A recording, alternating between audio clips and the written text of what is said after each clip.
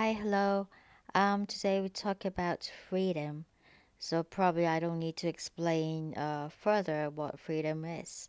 So in Chinese, it is a combination of two characters, 自由, 自由.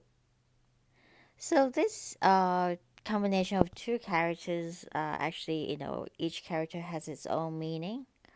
So 自, the first character, 自, it means self. And the second character, 有, 有, it means will. So it's like self will. So literally, it's like, you do things according to your will. So which means freedom. It's interesting, isn't it? So let's see how these two characters are written.